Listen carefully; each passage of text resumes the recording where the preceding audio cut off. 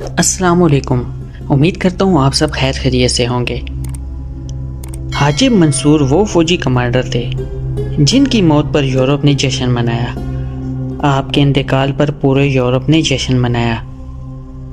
Europe والوں نے آپ کی قبر کے پاس آ کر رقص کیا اور شراب پیتے رہے اور کہنے لگے اب کسی کا خوف نہیں۔ اس دوران ایک شخص نے کہا کہ اگر اس قبر والے نے ایک سانس بھی لی تو ہم میں سے کسی کو زندہ نہیں چھوڑے گا۔ یہ مشہور عسکری کمانڈر حاجب منصور تھے۔ تاریخ اس کا تذکرہ کرتے ہوئے کہتی ہے جب کمانڈر حاجب منصور کا انتقال ہوا تو یورپ میں جشن منایا گیا۔ حال یہ تھا کہ یورپ کے اہم ترین رہنما الفنسو نے آپ کی قبر پر بہت بڑا خیمہ لگایا اور سونے کی چارپائی لا کر آپ کی قبر کے اوپر رکھی۔ تاریخ اس کا تذکرہ کرتے ہوئے کہتی ہے جب کمانڈر حاجب منصور کا انتقال ہوا تو یورپ میں جشن منایا گیا۔ حال یہ تھا کہ یورپ کے اہم ترین رہنما الفنسو نے آپ کی قبر پر بہت بڑا خیمہ لگایا اور سونے کی چارپائی لا کر آپ کی قبر پر رکھی اور اس پر سویا بھی۔ شاید زندگی میں پہلی بار بلا خوف سو گیا تھا کیونکہ منصور مٹی کے نیچے سو چکے تھے۔ اس موقع پر الفنسو نے کہا آج خوشی کا دن ہے، آج ہم نے مسلمانوں کی مملکت پر قبضہ کر لیا ہے اور ان کے سب سے بڑے سپہ سالار کی قبر پر میں بیٹھ گیا ہوں۔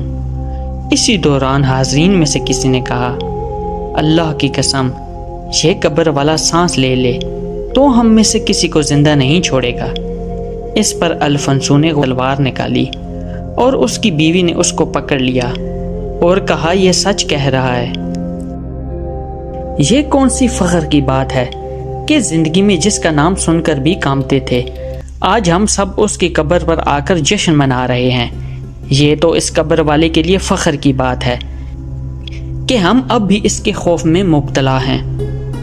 حاجب منصور 306 ہجری میں پیدا ہوئے۔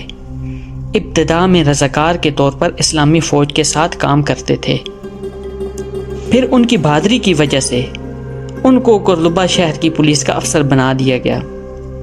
اس کے بعد ان کی ذہانت کی وجہ سے ان کو حکمران کا مشیر منتخب کیا گیا اور 50 مارکوں میں اسلامی فوج کی قیادت کی، کبھی شکست سے آشنا نہیں ہوئے۔ حاجب منصور کی قیادت کا مطلب ہی جنگ جیتنا تھا۔ ان کے قدموں نے ایسی زمین کو قدم بوسی کا شرف بخشا جو پہلے کسی مسلم قائد کو نصیب نہیں ہوا تھا۔ آپ کی سب سے بڑی فتح لیون کی جنگ ہے جس میں آپ نے یورپی اتحادی فوج سے لیون میں ٹکر لی اور اس کو عبرتناک شکست دے کر کئی ملکوں کے سربراہوں کو قتل کیا اور ان کی افواج کو بھیڑ بکریوں کی طرح ہانک کر قیدی بنا لیا اور فتح کے بعد حکم دیا کہ پورے شہر میں اذان دی جائے۔ حاجب منصور ہر مارکے کے بعد اپنی وردی میں لگے غبار کو جھاڑ کر جمع کر کے رکھتے تھے اور یہ وصیت کر رکھی تھی کہ جس ڈبے میں یہ مٹی ہے اس کو ان کے ساتھ دفنایا جائے۔ حاجب منصور کو فرانس کو فتح کر کے اسلامی ریاست میں شامل کرنے کا بڑا شوق تھا اور آپ کا انتقال بھی فرانس کی ایک سرحد پر ایک مہم کے دوران ہوا۔ اللہ پاک حاجب منصور کی قبر پر کروڑوں رحمتیں نازل فرمائے، آمین۔ ایک آخری بات، پیارے بہن بھائیوں، ان قریب ہمارے ساتھ ایک عظیم حادثہ ہونے والا ہے اور وہ حادثہ موت کا ہے۔ اللہ پاک ہم سب کو حضور پاک صلی اللہ علیہ وآلہ وسلم کے نقش قدم پر اور آخرت سنوارنے کی توفیق عطا فرمائے۔ اگلی ویڈیو آنے تک کے لیے اجازت دیں۔ اللہ پاک آپ کا حامی و ناصر ہو، دعاؤں میں یاد رکھیے گا۔